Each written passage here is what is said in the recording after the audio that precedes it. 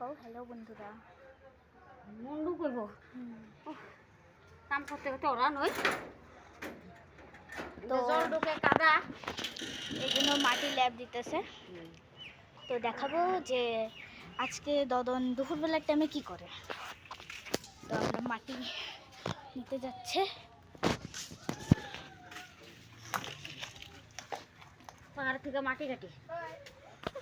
আয়া আয়া hello guys, দেখো মাটি কাটি।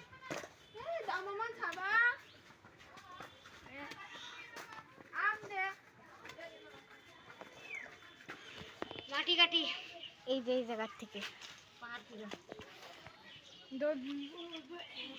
না আমার হেল্প লাগবে না তো। তো চলো মাটি নিয়ে চাইতেছে। এই দেখো আমাদের ঘরটা খাল হয়ে গেছে। মেয়েটা সময় পায় না, করার মানুষ নাই। এত জল ঢুকতে বানপানি হয়ে যেতেছে, তাও কেউ দেখে না। এই ঘরে আমরা থাকি। আমাদের এই যে আমার ঘরটা ভাঙ্গা, দেখো কি অবস্থা। এটা আমার দিদার ঘর। এই দেখো এটা আমার দিদার ঘর। ভাঙ্গা চুলা ঘরে থাকি, সরকার কোনো ঘর দেয় না। আর এটা মাটি যখন ল্যাবতাছে জানি ভালো মতন থাকতে পারি। এই দেখো এখানে মাটির মধ্যে বিছনা করে শোয়। কালকে তুফান এসে এই জন্য ঘরটা একবারে ছেঁড়া বেড়া হয়ে গেছে। এটাকে গোপ হয়ে গেছে। তো এই জায়গাটা আছে। সে তো দেখে না যে মাটি কই থেকে কি হইতাছে। তো চলো আবার যাইতেছে।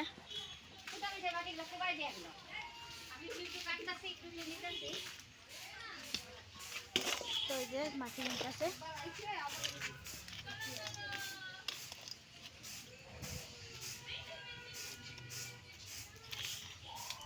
কি করুম, কাম তো করতেই লাগবো। কাম না করলে হইব? গরিব মানুষ।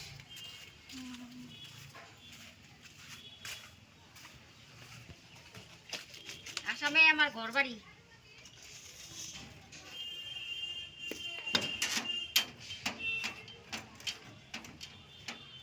জল ঢুকে এই জায়গাটা সকালে বাপে কাটিয়ে দিছে, আর জলগুলো আমি কি করতে পারি। এই যে চেহারাটার বই দেখানো।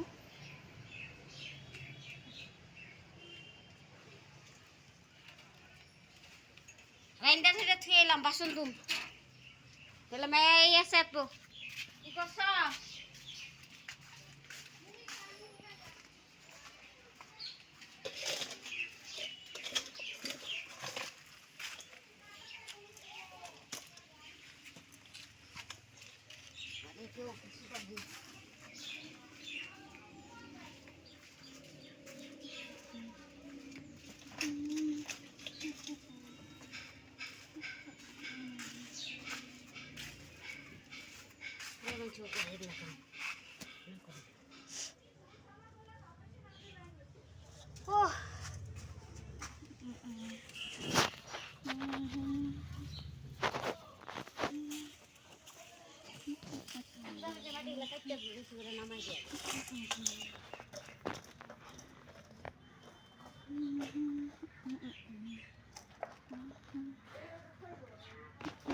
কাম করি কাম কাম।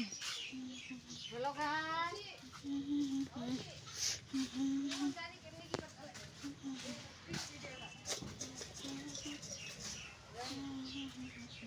হ্যালো গাইস, দেখো যে ঘর ঠিক করি, ঘরটা ভেঙে গেছে। গরিব মানুষ এখানে থাকি। সরকারে 17তে ঘর দিছি, অ্যাপ্লাই করছি, তাও এখনো সরকারে ঘর দেয় না।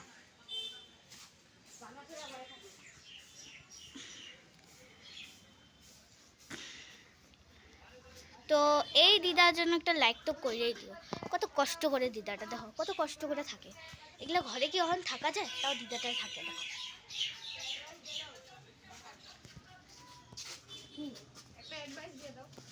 কি অ্যাডভাইস। আমি তো গরিবই তো, আমি ঘর বানাইতে